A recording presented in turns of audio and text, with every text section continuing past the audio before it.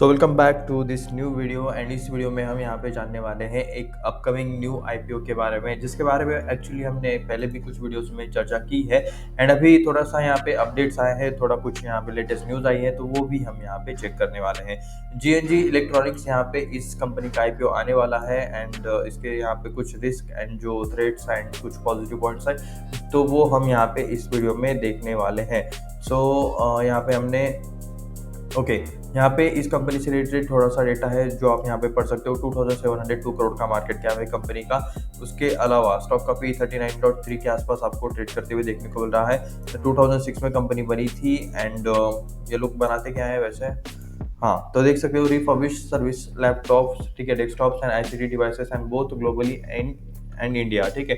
यानी कि जो इलेक्ट्रॉनिक्स रिलेटेड सामान रहता है, ठीक है, स्पेशली जो आईटी कंपनीज को लगता है लैपटॉप्स, डेस्कटॉप, ठीक है, आईसीटी डिवाइसेस, तो ये यहाँ पे उनका रिफर्बिशिंग का यहाँ पे काम करते हुए देखने को मिल रहे हैं। उसमें यहाँ पे ये लोग ग्लोबल लेवल पे एंड इंडिया लेवल पे भी काम करते हैं। ये कुछ यहाँ पे कंपनीज है जो सेम सेक्टर में काम करती है, उसके अंदर ये छोटी कंपनी देखने को मिल रही है क्योंकि इसका मार्केट कैप आपको काफ़ी कम देखने को मिल रहा है। बाकी यहाँ पे प्रॉफिट लॉस जो स्टेटमेंट है वो ईयरली देखने को मिल रहा है, क्वार्टरली डेटा अवेलेबल नहीं है। तो ये चीज़ें आप यहाँ पे देख सकते हो। 519 करोड़ का जब यहाँ पे 2022 में बिजनेस होता, 20 करोड़ का यहाँ पे इनका अप्रोक्स नेट प्रॉफिट था 6%, ठीक है, 7% मार्जिन, 7% मार्जिन, 8% मार्जिन। 1411 करोड़ का सेल्स जब होता था तो उस टाइम पे यहाँ पे 69 करोड़ का यहाँ पे इनका प्रॉफिट हुआ है। ये भी आप यहाँ पे क्लियरली देख सकते हो कि यहाँ पे इनका मतलब 2020 से लेकर यहाँ पे 2025 तक ग्रोथ कैसे हुआ है। उसके बाद यहाँ पे थोड़ा सा इस आर्टिकल पे आते हैं एंड यहाँ पे कुछ और भी चीज़ें यहाँ पे बढ़ते हैं, ठीक है। तो 460 करोड़ का यहाँ पे ये इनिशियल आईपीओ रहेगा एंड इसमें मतलब कुछ फ्रेश इशू भी आपको यहाँ पे देखने को मिल रहा है। 400 करोड़ का यहाँ पे फ्रेश इशू देखने को मिलेगा एंड 60 करोड़ का आपको यहाँ पे ऑफर फॉर सेल वाला चीज़ देखने को मिल रहा है। एंड ये कंपनी एक्सपेक्टेड टू लिस्ट, यानी कि 30 जुलाई को ये कंपनी लिस्ट हो सकती है।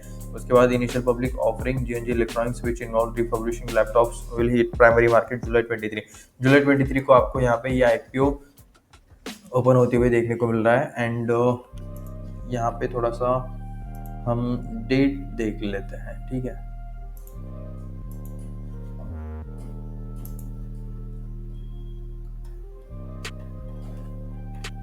ओके, एनीवेज इसको कंप्लीट कर लेते हैं। Issue will be conclude on July 25, तो will hit primary market on July 23, 24, 25 ये 3 दिन यहाँ पे बिडिंग चालू रहेगी। Price band is set at 225 to 237, ठीक है। 237 का आपको हायर साइड का प्राइस बैंड देखने को मिल रहा है, ये आप यहाँ पे देख सकते हो पर इक्विटी शेयर। एंड एक लॉट में यहाँ पे 63 आपको शेयर्स देखने को मिलने वाले हैं। ये आईपीओ के डेट्स इंपॉर्टेंट याद रखना, 23 जुलाई को ये आईपीओ स्टार्ट होगा, 25 जुलाई को ये आईपीओ आपको क्लोज होते हुए देखने को मिल जाएगा। 460 करोड़ का टोटल यहाँ पे इनिशियल आईपीओ यहाँ पे देखने को मिल रहा है, जिसमें से 400 करोड़ यहाँ पे एक मिनट फ्रेश इशू आपको यहाँ पे 400 करोड़ का देखने को मिल रहा है एंड बाकी 60.44 करोड़ का आपको यहाँ पे ऑफर फॉर सेल देखने को मिल रहा है। Company is expected to list on July 30 जुलाई को आपको ये कंपनी लिस्ट होते हुए देखने को मिल जाएंगी। सो ये यहाँ पे अपडेट्स आएगी। उसके बाद GNG Electronics is the largest refurbisher of laptops and desktops in India. It also among the biggest refurbishers of ICT, Information and Communication Technology devices globally, ठीक है। तो मतलब ग्लोबल लेवल पे भी अच्छा खासा काम करते हैं। आईसीटी के ये सबसे मतलब बड़े यहाँ पे रिफर्बिशर है जो उनके यहाँ पे डिवाइसेस का यहाँ पे काम करते हैं, ठीक है। GNG Electronics largest refurbisher of laptops and desktop in India, यानी कि इंडिया में भी ये काफ़ी बड़ी कंपनी है। It has robust globally supply chain and established a sourcing base along with long tails of vendor, यानी कि अलग अलग वेंडर्स के साथ इनके ऑलरेडी टाइप्स है एंड ये मतलब इनका बिजनेस काफ़ी यहाँ पे फैला हुआ है, ऐसा यहाँ पे इनको कहना है। 5 रिफर्बिशिंग plants with 1 facility in Navi Mumbai में भी यहाँ पे इनका एक प्लांट देखने को मिल रहा है। 1 इन टेक्सास, ठीक है, टेक्सास में भी है एंड 3 इन शारजाह। तो यहाँ पे कुछ एक शारजाह नाम की जगह है जहाँ पे और 3 प्लांट देखने को मिल रहे हैं। All of its refurbishing facilities have the ability to refurbish an array of product. तो मतलब सबकी यहाँ पे सेम कैपेसिटी आपको यहाँ पे उस टाइप में देखने को मिल जाएगी। JJ Electronics is guided by an experienced leadership team led by its promoter and founder Sharat Khandelwal, who has nearly 3 decades of experience in the information and communication technology industry. तो यहाँ पे मतलब 30 सालों का 3 डिकेड्स यानी कि 30 साल से भी ज़्यादा यहाँ पे इन्हें एक्सपीरियंस है इंफॉर्मेशन एंड कम्युनिकेशन टेक्नोलॉजी में, ठीक है। जो यहाँ पे इनके फाउंडर एंड प्रमोटर है शरद खंडेलवाल जी, आप यहाँ पे नाम देख सकते हो। जीएनजी इलेक्ट्रॉनिक्स आईपीओ के बारे में रिस्क पॉइंट यहाँ पे क्या क्या है, तो 24-25 एंड FY25, ठीक है, is delivered as a financial year 24-25 end FY24 Okay, sorry, 75.59% and 67.87% of its operational revenue solely from sales of laptop, यानी कि यहाँ पे लैपटॉप सेल्स करके यहाँ पे मतलब इनका मैक्सिमम रेवेन्यू आता है। ये आप यहाँ पे देख सकते हो 75.59% और 67.87%, ये इतना जो यहाँ पे रेवेन्यू आता है इनके टोटल रेवेन्यू का, ये आपको यहाँ पे लैपटॉप के सेल से ही आते हुए देखने को मिल रहा है। Any decline in the demand such products can affect in business. Okay, तो यहाँ पे अगर इस लैपटॉप की डिमांड में अगर यहाँ पे ये अफेक्ट होता है, ठीक है, मतलब डिक्लाइन आता है, यहाँ पे कम होता है अगर लैपटॉप का डिमांड, तो यहाँ पे मतलब कंपनी के रेवेन्यू पर असर पड़ सकता है, रेवेन्यू एंड प्रॉफिटेबिलिटी, ठीक है। Company sources parts and materials like hard drives and RAM from operations from a combination of domestic and foreign suppliers. तो कंपनी दोनों जगह से यहाँ पे माल लेती है, डोमेस्टिक प्लेयर से भी माल लेती है, जो कुछ भी parts, hard drives and RAM related चीज़ें रहती हैं, एंड यहाँ पे फॉरेन सप्लायर से भी वो यहाँ पे ये चीज़ें सारी मंगाते हैं, ठीक है। Any increase in prices such material can affect business. So इन ऐसे मटेरियल्स के प्राइसेस में अगर इंक्रीज हो जाए तो businesses को affect हो सकता है। Firm has substantial indebtedness which needs significant cash flows to service and limit its ability to operate freely. Debt servicing coverage ratio FY24, okay, 0.25 times, 0.25 times and 0.40 times. Any breach in the terms under financing arrangement can affect business and financial conditions. Company को cash की ज़्यादा से ज़्यादा ज़रूरत है ताकि वो और इजीली एंड फ्रीली थोड़ा सा अपना यहाँ पे एक्सपांशन करते हुए बिजनेस को चला सके। डेब रिलेटेड चीज़ें यहाँ पे शायद आपको देखने को मिल सकती है। डेब लिया तो मतलब खर्चा बढ़ जाएगा, इंटरेस्ट रेटेड चीज़ें आ जाती है, मार्जिन्स कम हो जाते हैं, एंड कंपनी को यहाँ पे कैश की ज़्यादा ज़रूरत है for their free movement. JNJ Electronics revenue generated from foreign market account key operation from revenue from operations. Okay, for a key portion, JNJ Electronics revenue generated from foreign markets accounts for a key portion of revenue from operations.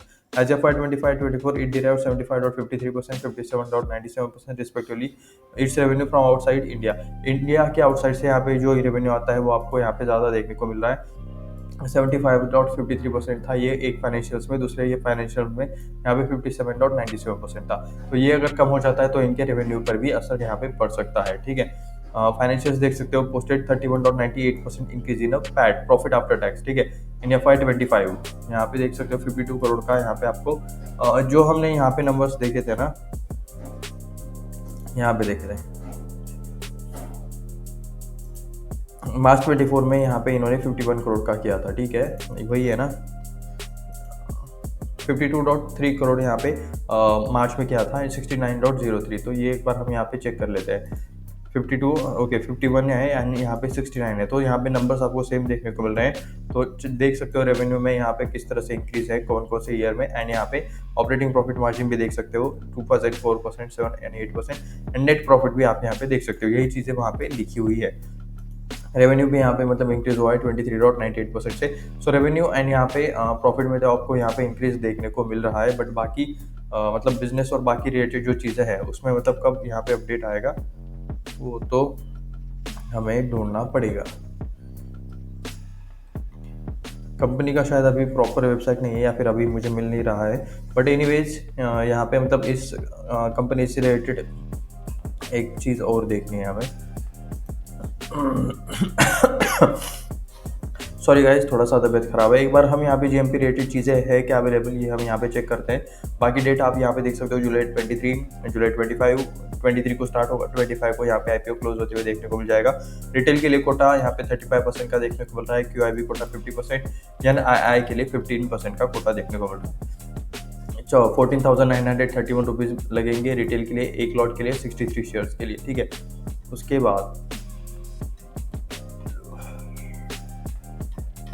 नीचे यहाँ पे GMP related update है क्या? I don't think so, ठीक है। And ठीक है, मतलब अभी आईपीओ मतलब स्टार्ट भी नहीं हुआ है, तो इतनी जल्दी यहाँ पे जीएमपी रिलेटेड चीज़ें चेक करके भी कोई फ़ायदा नहीं है। सो क्योंकि वो कंटिन्यूसली चेंज होता रहता है। सो कुछ भी मतलब मार्केट का सेंटिमेंट हो जाए, अगर मार्केट का सेंटिमेंट अच्छा है तो पॉजिटिव रहेगा, निगेटिव है तो मतलब चीज़ें बिगड़ जाएगी। तो इस वाला चीज़ आपको देखने को मिलता है। सो जब आईपीओ चल रहा होगा उस टाइम पे हम यहाँ पे इससे रिलेटेड और अपडेट वाला वीडियो बनाएंगे कि क्या जीएमपी चल रहा है, तो उसके मतलब उस हिसाब से मतलब आप चाहे तो डिसीजंस ले सकते हो। एंड उस वीडियो को भी देखने के लिए चैनल को अब भी कभी सब्सक्राइब करो, बाद में आप भूल जाओगे। सो सब्सक्राइब दिस, अपने दोस्तों को यहाँ पे शेयर करो, एंड यहाँ पे फिर से रिकमेंडेशन यहाँ पे कुछ भी नहीं है, यहाँ पे बाय सेल का कुछ भी रिकमेंडेशन नहीं है। ये वीडियो सिर्फ रिसर्च एंड एजुकेशनल पर्पज़ के लिए है। सो मिलते हैं नेक्स्ट वीडियो में। धन्यवाद।